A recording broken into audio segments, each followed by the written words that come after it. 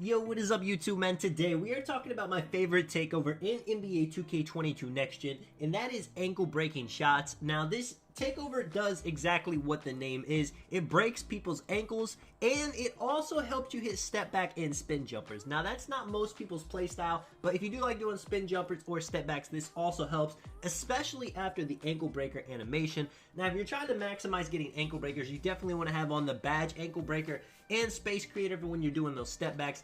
Tight handles is another good badge to have on, and it's probably the best of these three, but it doesn't actually break people to the ground like you saw in some of those clips. It just stuns them. But if you've ever seen guards with tight handles Hall of Fame, you'll see it works quite often. Now I'm going to show you guys 3 gameplays back to back to back of when I activate ankle breaking shots. So let's talk about this takeover. I said it is my favorite, but it is in no way the best takeover in the game for 2 reasons. One, it's kind of just impractical, you know, breaking a defender bad. It does give you an open 3, but as you guys are going to see in these gameplays, I'm being honest with you, it doesn't happen enough. I am dribbling like crazy all the way down to the shot clock, trying to make this man fall, trying to make this man stumble, and I end up having to take a shot that I'm going to miss because 2K does not like when you dribble too much. If you guys have ever noticed, if you're boxed up for a possession, even if you have plenty of stamina, it's going to make you miss the shot. The longer you have the ball in your hands dribbling, the more likely you are to miss the shot. And it makes sense, you know, 2K doesn't want people ball hogging. They want people to pass.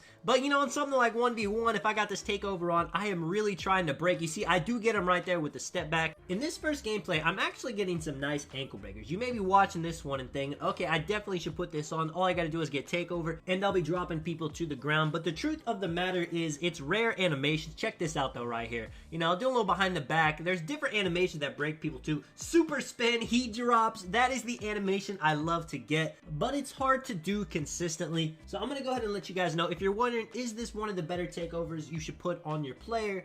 Definitely not. It is a fun takeover, but when it comes to shot creating takeover, honestly, the pull-up precision one is better because you can actually hit fades super consistently. Now, if you are somebody that likes to do step backs, that likes to do spin jumpers, then this is a great takeover choice for you. But again, I'm going to be honest, I feel like dribble pull-up actually gives me a better boost to my spin shots and to my step back shots. I don't know the reason for that, but that's just how I feel. Let me know what you guys think about ankle breaking shots in the comments if you guys use it. I'm gonna be honest, I do play ones a bit, not a whole lot, but I do play it sometimes. And I've never had somebody break me to the ground with the ankle breaking shots. I rarely see people use it.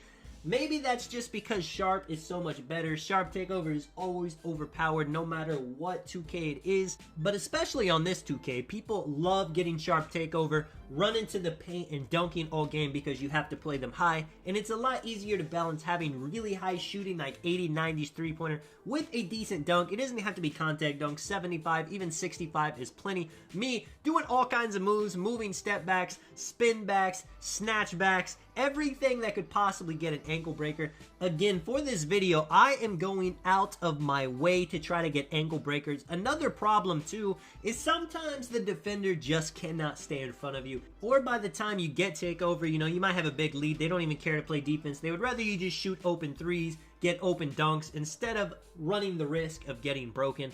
Now, should they have ankle breakers tied into a playmaking takeover? I think they definitely should. The playmaking takeovers are pretty decent, you know, the team badge boost, team takeover boost, team attribute boost, but if they had those exact same playmaking takeovers with the ability to get the crazy ankle breaker animations you can get with ankle breaking shots, I think it would make those a lot more viable. You guys saw this gameplay right here. I did everything I possibly could while I had takeover activated, and I was not able to break him once. That does happen, you know, if you have this takeover on, you're just going for ankle breakers, you're not really doing it to do spin shots or step back shots, then it's pretty much a waste. And it's probably going to cost you a couple of possessions too, because you're going to be trying so hard to get the ankle breaker, it's going to sell your possession. You're going to see 15 to 15, really close game. In these situations, by no means should I be going for ankle breakers. He kind of knows I'm doing it. He's just playing the side. I could just run to the rim, get an easy dunk, but I do not want that. Let me know if you guys want me to make videos on any of the other shot creating takeovers. I made one about pull-up precision last year on 2K21 Next Gen,